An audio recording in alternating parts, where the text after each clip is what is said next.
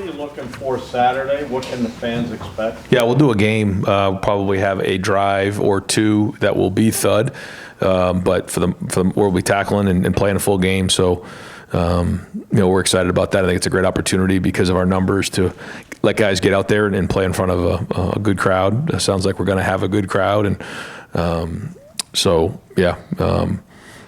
for 51 of our new guys. Now, I guess not all of them will be participating because a couple of guys will be dinged up, but that'll be their first time playing, in front of a crowd. So, great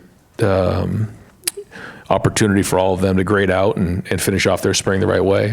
And that's, we've been grading every practice and really evaluating every practice. So I know that they want to finish this last week strong.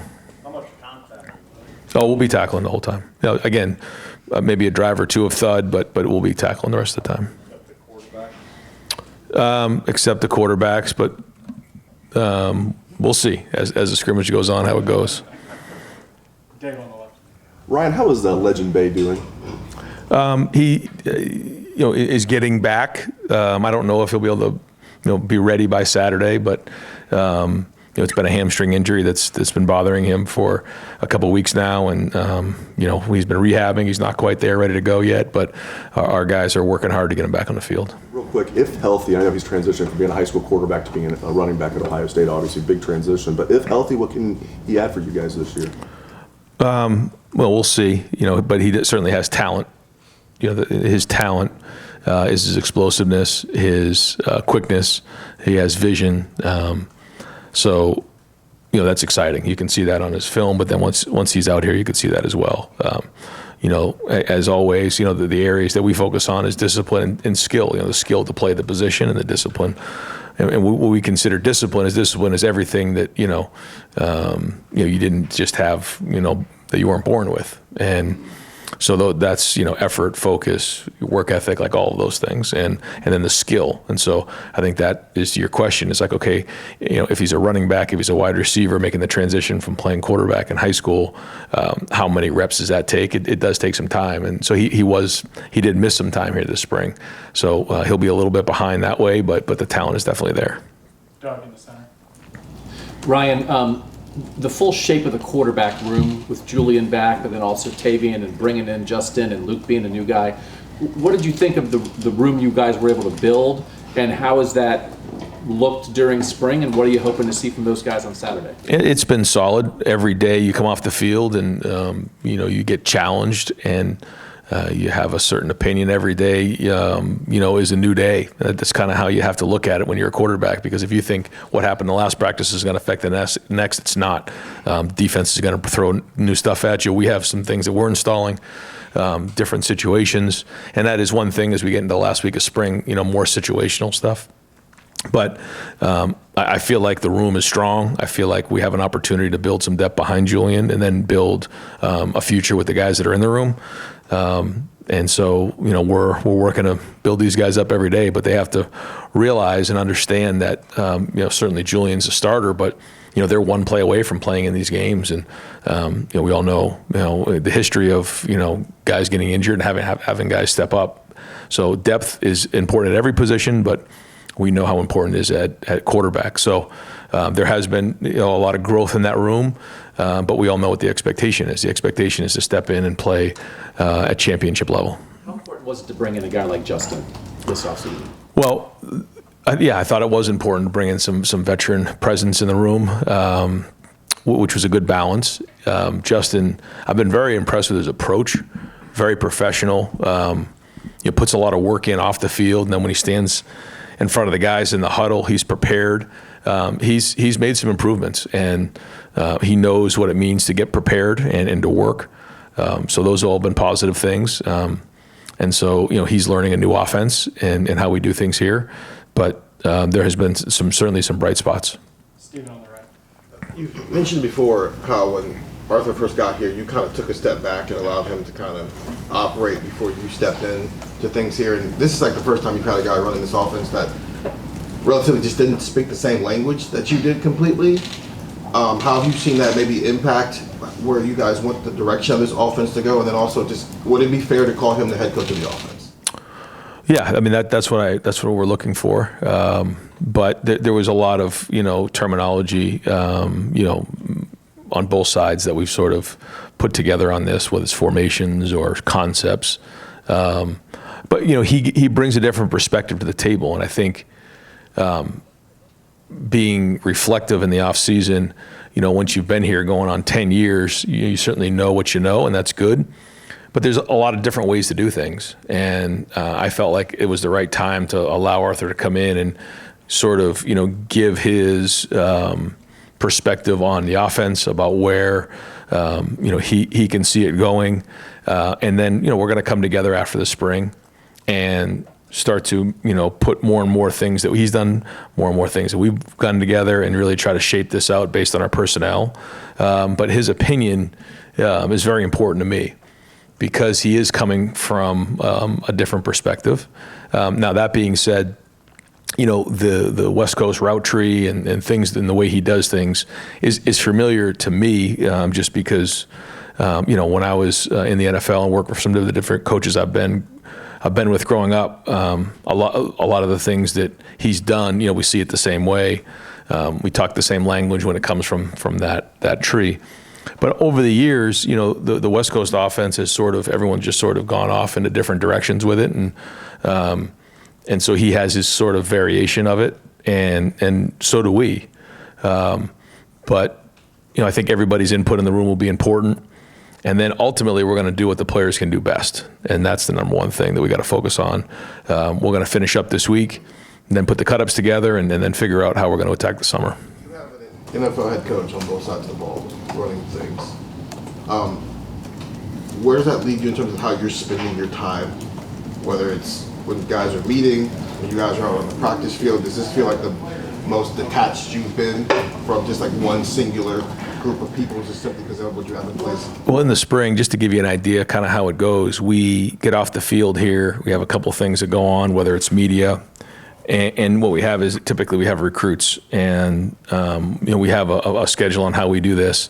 I do a lot of the meeting with the recruits in my office, and so they get going with the film. I typically, and this is sort of the way it's been the last couple of years during the spring, I'll watch all of the film on my own, and then sometimes when I have more time, I'll jump in there and watch it with the offense. But I typically will watch it on my own, and then either put together a cut-up or give feedback based on what I see the next day at our staff meeting, and then we build the practice for the next day.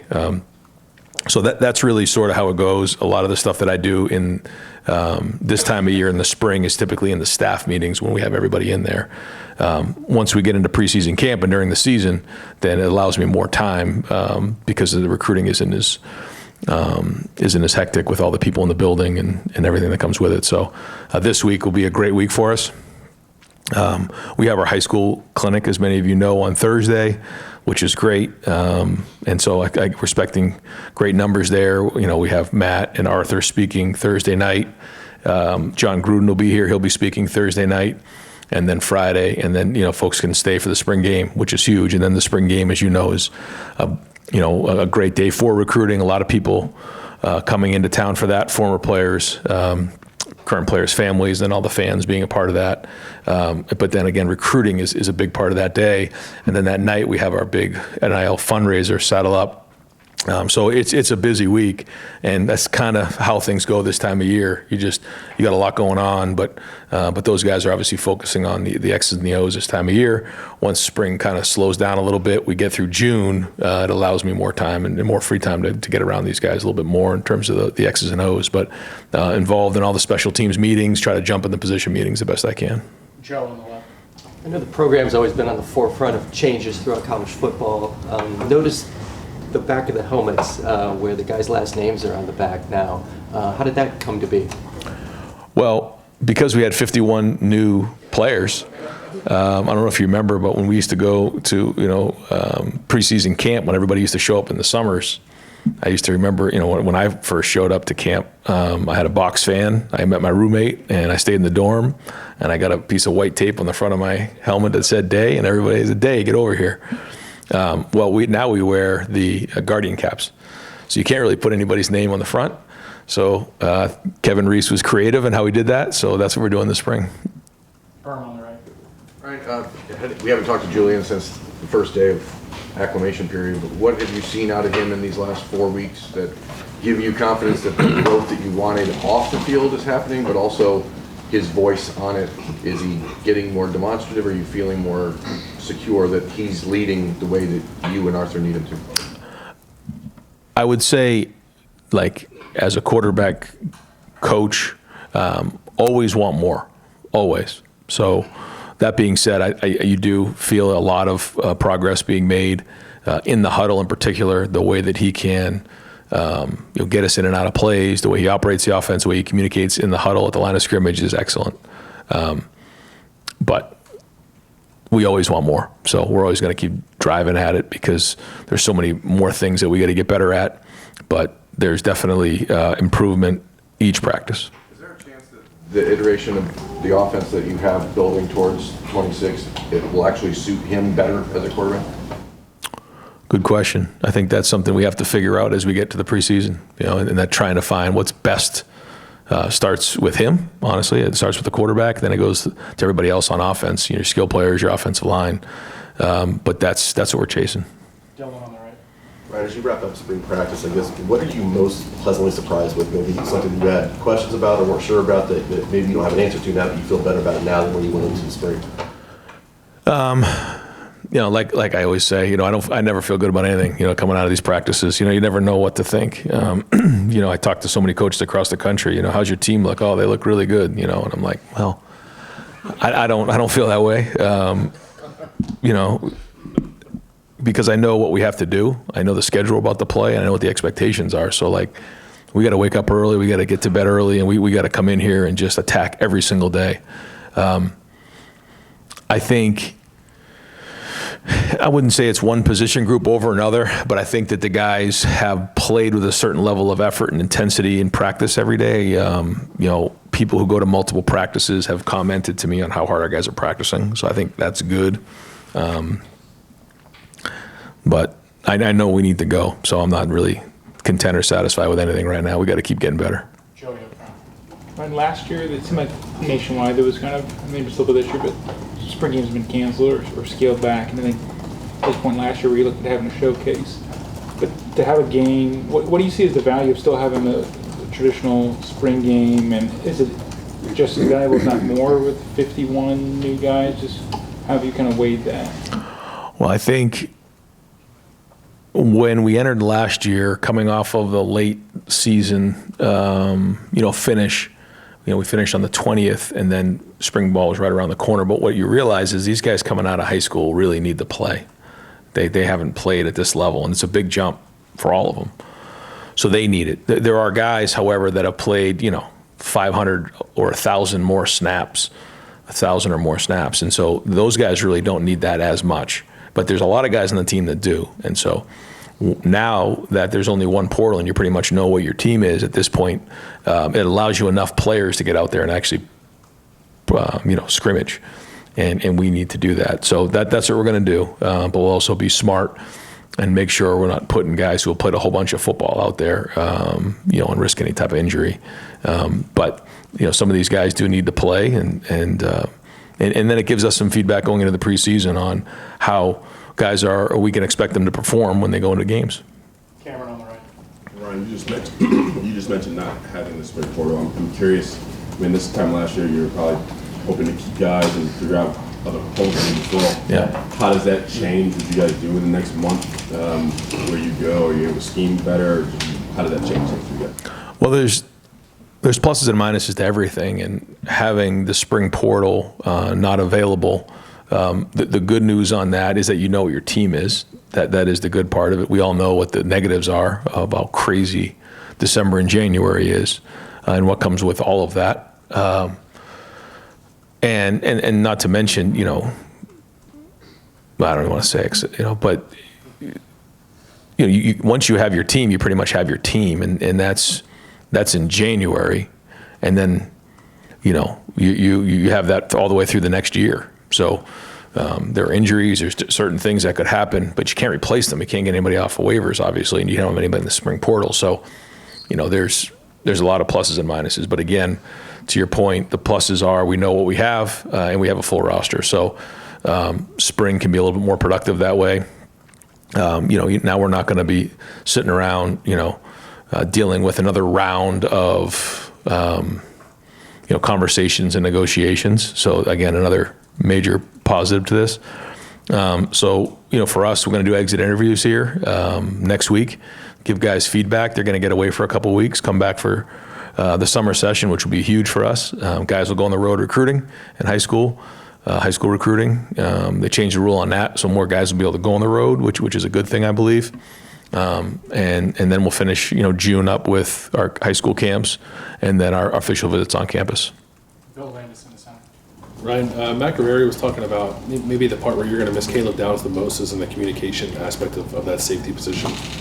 Who have you seen stepping up, trying to pick up some of that slack, and just what have you thought overall of that position group so far? It's something that we're trying to get everybody to communicate more, just across the board, loud, let your voice be heard, and it's all of those guys back there.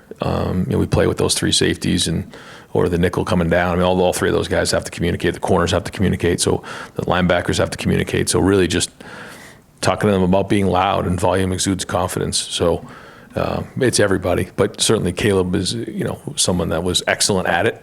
He did a good job in the meeting rooms connecting with guys and making sure everybody's on the same page there. That was almost just as important as when he's on the field making the calls, and so that communication is an area, like, again, we put up on the board some of our goals for the spring, and one of them was communication and creating a personality as a team. I think we're getting better at communicating, but again, we still got a long way to go. Austin, all right. And I know you guys won't make any definitive decisions on that offensive line in spring, and maybe you can't right now given the injuries anyway, but Ian, I know, is going to be like maybe the tipping point to that conversation. How has he graded out, made the most of these last couple of weeks with Austin out, and how much does that carry then over into August? Well, to have Ian and Carter both have an opportunity here with Phil and Austin down, and that's you never want to see anybody get hurt, but the silver lining in that is these guys have to step up now and play against the ones every day in practice, and so that's giving us some really good information on what we can expect next year, but it's also challenging them to step up. So that part's been good. Ian has done some really good things, so that's been great, and I think that he understands now going into this year. He's got some time under his belt here as a Buckeye, and so we need him. We need him to step up in a big way for us. And I don't know exactly what the grades look like, but overall he certainly has gotten better, and he's going to have an opportunity to play himself into a starter role here. Now, whether he does and takes the next final step or two, we'll have to see. But he's certainly going to be in the conversation. Dan in the center. Ryan, Cortez was talking a couple weeks ago about how yards after catch is a big emphasis for you guys. How have you seen that grow this spring? Who are some of the guys that you think can maybe bring more of that to the offense? Well, first of it, it's a location to throw. Then it's the ability to transition into a running back, which is really what it is. And then how cleanly can we catch the ball and put the ball away and not try to catch it with our body, play extended, play big. And then it's just practice habits. And so it's something we got to continue to get better at. There's been some really good catch and runs, but we got to find those hidden yards in there. And on 3rd and 6, we got to catch it and make 3 yards. And on first down, we got to catch that ball at 4 and make 6. And whether it's a running back or a wide receiver, once that ball's in your hand, a tight end, again, find those hidden yards. And it's something that's definitely an emphasis point. I think we've been solid at it, but I certainly think we can get better. A lot of guys, Kyle, Devin, Brock, Chris, who are pushing for playing time there. Do you feel like you guys are going to rotate more at receiver than maybe you have in years past this year? My guess would be, if I'm predicting it, I would say probably yes. I think a lot of guys are playing themselves into roles, again, that I feel like they can play for us. Still yet to be seen. We're not going to make any decisions coming out of the spring. But I think if the competition continues and the guys continue to improve, you're going to see guys get opportunities. And like you said, there's been times, it's been a little while, where we played 6 or 7 receivers. That was more like 3 or 4 probably most recently, but we've done it before. If guys deserve to play, they're going to play. And we do have a good room with some good depth there. So that'll keep those guys fresh, and it's a long season. We got 3 more guys. Adam on the right. You guys talked a lot last year about Jeremiah Smith being a vocal leader. How have you seen that grow now throughout the past year, and is there still a lot of room for growth there? Well, Jeremiah, as you guys know, is sort of a man of few words, but he's found his voice more and more. And I've noticed the last few practices, even when the 2s and the 3s are in there, he's near the huddle, he's listening to the call, he's encouraging them, he's coaching them, he's there. And, leaders have to be felt, leaders have to be heard, and that's just how it goes. And he's making a conscious effort to do that. And I think the guys see that. What he's always done since he stepped in this building is he's practiced really hard and set an example of discipline and how you practice. And when your best players are your hardest workers, it gives you a chance to build a culture. He's done that for sure, with a giant check mark from the day he walked in until just his practice today. I think where he's really working on is, being felt and heard in terms of, encouraging guys, pushing guys, being that leader, and having an impact and having a connection with the guys. And he's definitely made an effort. You can see it. And so we're going to need that.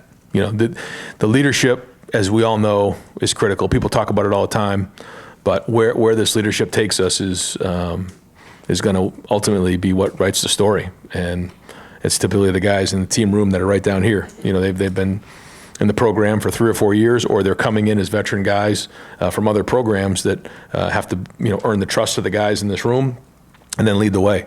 But leadership doesn't just necessarily have to be the older guys. There's leadership and ways to do that with some of the younger guys as well. We did vote on our leadership committee, and that group's come together now, and they're going to lead us into the summer and be the guys that we count on to be the voice of the team. Last week, Bill Redundancy. What do you most want to see Saturday? Some concern you might have that could be eased by what you see? Are there 1 or 2 things that you are particularly going to spotlight? No. Just another point of evaluation on all the guys is really what it would be. Listen, the running backs, probably won't have 3 of those guys out there. Probably not 4 of them. Turbo is probably not going to make it. Legend's probably not going to make it. So we're down running backs. So we'll have to throw the ball some, which is good for the quarterbacks to get the ball out of their hand and see how they handle the environment. And then get a chance to see the ball with the wide receivers and see what those guys do, and then pass rush and pass protection. And so it'll probably be some of that. Not that we won't run the ball, but with those guys down, you probably won't get as much of that. So, but just to see how guys respond in that environment will be the biggest thing. And Yeah. the defensive line, obviously a lot of new pieces. Which of the new guys has really made an impression? I think all 3, James, Quay, and John, have all done a good job. I'm not forgetting any of the new guys, right? I mean, those are the 3 transfers that came in. The older guys, and they've done a really good job. Christian at linebacker as well has done. You feel them every day in practice, and I think that's when we talked about new guys. They're new, but these guys have played football, and you can see it when they're on the field. Tim, last one. Yeah, Ryan, Carlos Loughlin the other day had no qualms about gushing about what Legend Bay brings to the table. In fact, he's ready to go, et cetera, and stuff. In this age, when a guy like that comes along, a special talent, does it behoove you to push him along? Obviously, he's been missing, the last couple of weeks. But I mean, how do you approach that now in terms of a possible special talent and getting the most out of him basically all 3 years, for want of another term? Yeah. Is he special to you when you've watched his video, et cetera? He certainly has talent, and but we had a lot of talented guys that have come through here, and everybody who's come through has earned it. Typically, they earn it on special teams first, and then they go from there. But there's no question, why we recruited him. We could see the playmaking ability, but we also know how to develop them, and it's going to take being with Mick, getting stronger, and then learning the position of running back / wide receiver. And I think that's probably the biggest thing that's frustrating is he's not out there right now. So we don't quite have a good handle on, is he a running back, is he a receiver, what can he do the best? So we still got to see what that looks like. But like we said, there's no questioning the talent. And so this summer will be big for him. And one other quickie. You probably saw where Jeremiah said on some podcast or some interview that there was an offer out there, maybe upwards of $10 million. Is that crazy to you, or how would you explain that to somebody about what's going on, really? Yeah, it's hard to. Yeah, I'm not sure what crazy is anymore. Yeah. You know, people say crazy, people say Wild West, people say a lot of things, and I agree with what everybody's saying. It's a challenging time, but we're trying to figure it all out. And you know, this is unprecedented times for sure. There's no question about it. And so we're not going to change our philosophy. We want to recruit great high school players, develop them, and then retain them. And a big part of that is the sphere of influence. And you know, in particular with Jeremiah, when you talk about his family, when you talk about his agent, when you talk about, he keeps it really tight. There's great trust there.